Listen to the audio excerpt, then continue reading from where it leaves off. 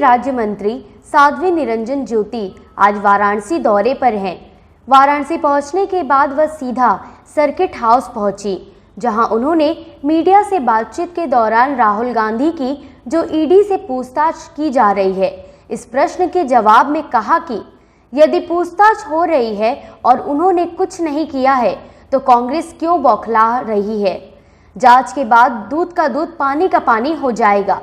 जब कोई छोटा आदमी पकड़ा जाता है तो कोई बात नहीं होती, और तुम्हारा लीडर जब कुछ नहीं किया है तो क्यों चिंता कर रहे हो।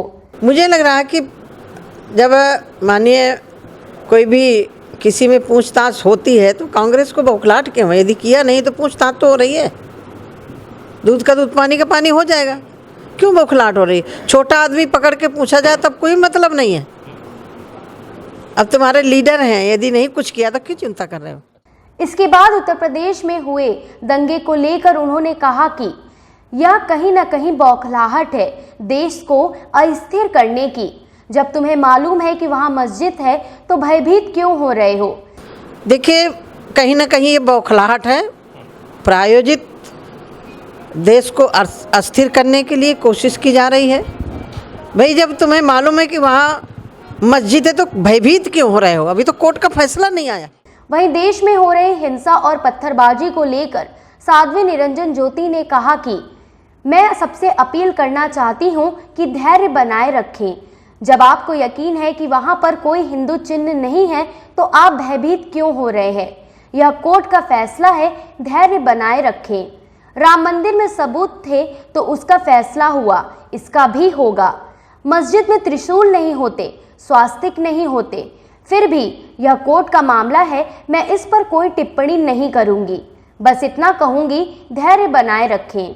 मैं अपील करना चाहती हूँ, आपको विश्वास है कि वहाँ कोई हिंदू चिन्ह नहीं है या प्रमाण नहीं है तो आप भयभीत क्यों हो रहे हो। ये तो कोर्ट का फैसला है ना। कोर्ट तो सबूत के आधार पर चलता है, किसी के दबाव में नहीं चलता है। राम मंदिर जहाँ बन रहा है वहाँ सबूत थे कि मंदिर तोड़ करके मस्जिद बनाई गई थी, तो वहाँ सबूत है। और यहाँ भी मस्जिदों में त्रिशूल नहीं होते, मस्जिदों में स्वस्तिक नहीं बने होते। वहाँ बाबा विश्वनाथ जी की गवाही दे रहे हैं हमारे नंदी भगवान, इससे बड़ा सबूत क्या होगा। लेकिन फिर भी कोर्ट में केस चल रहा है, मैं उस पर टीका टिप्पणी नहीं कर सकती। धैर्य रखना चाहिए। आदित्य ठाकरे के आज अयोध्या पहुंचने पर केंद्रीय राज्य मंत्री ने कहा कि अयोध्या आने का सबका अधिकार है, किसी को मनाही थोड़ी है। लेकिन बाला साहब ठाकरे जिन सिद्धांतों को लेकर चले थे उन सिद्धांतों को तो उन्होंने ताक पर रख दिया है। अयोध्या आने का सबका अधिकार है, कोई मनाही थोड़ी है। लेकिन कुछ मुद्दों को लेकर के है, आदित्य ठाकरे आ रहे हैं, जिन सिद्धांतों को लेकर के बाला साहब ठाकरे चले थे उन सिद्धांतों को तो उन्होंने ताक पर रख दिया। वही विपक्ष द्वारा लगाए गए आरोप कि सरकार कानून को अपने हाथ में लेकर उसका दुरुपयोग कर रही है, इस बात का कटाक्ष करते हुए उन्होंने कहा कि सरकार कानून में हाथ में नहीं लेगी तो कौन लेगा। सरकार कानून छोड़ देगी तो क्या होगा प्रदेश का।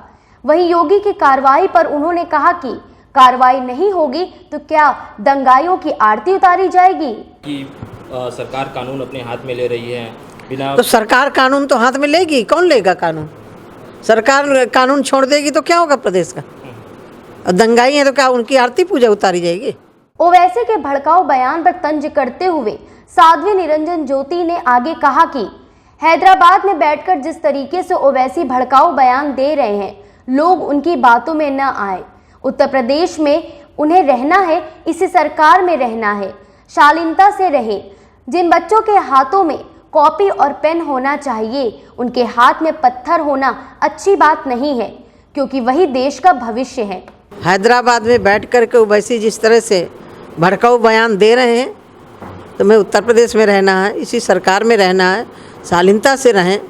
प्रयागराज में जो जानकारी मिली है, मदरसे में पढ़ने वाले बच्चे पत्थर फेंकें, जिनके हाथ में कॉपी और पेन देश की वागडोर आने वाली है, उन बच्चों के हाथों में पत्थर पकड़ाना अच्छी बात नहीं। मीडिया से बातचीत में आगे उन्होंने सरकार के 8 साल पूर्ण होने पर और उनके कार्यों की समीक्षा करते हुए कहा कि 8 साल बेमिसाल, जिसमें बनारस अपने आप गवाही दे रही है कि 8 वर्षों में कितना बड़ा परिवर्तन हुआ है और यहाँ के लोग भी इसके प्रत्यक्ष प्रमाण हैं। 8 साल बेमिसाल। बनारस अपने आप में गवाही दे रही है कि 8 वर्षों में कितना बड़ा परिवर्तन हुआ है।